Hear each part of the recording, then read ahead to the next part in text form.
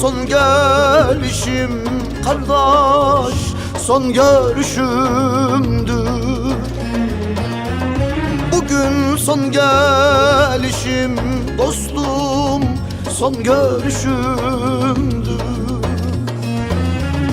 Gidip de dönmemek varmış, gelip de görmemek varmış. Dünya hali çok yamanmış, sen hakkını helal eyle. Dağlara düşünce hayal, belki gelemem ben bu yaz. Giymiş olurum ben beyaz, sen hakkını helal eyle. Gel hakkını helal eyle.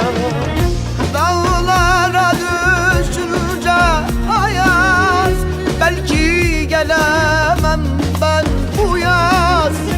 Giymiş olurum ben beyaz, sen hakkını helal eyle. Gel hakkını helal eyle.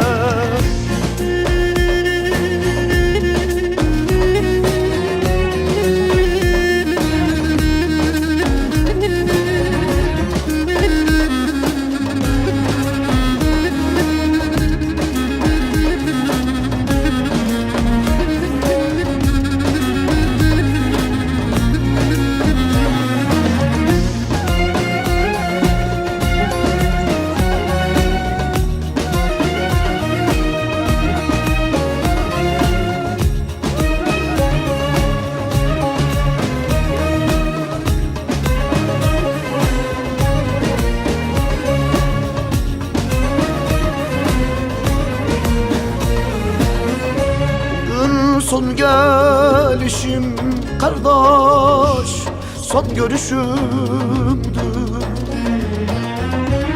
Bugün son gelişim kardeş, son görüşümdür. Talan oldu bir an oldum, yaşadım ey ziyan oldum. Bahçede güllerim soldu, gel hakkını helal eyle. Dağlara düşünce hayal, belki gelemem ben bu yaz.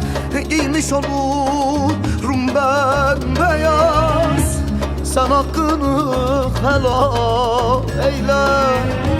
Gel hakkını helal eyle. Dağlara düşünce ayaz, belki gelemem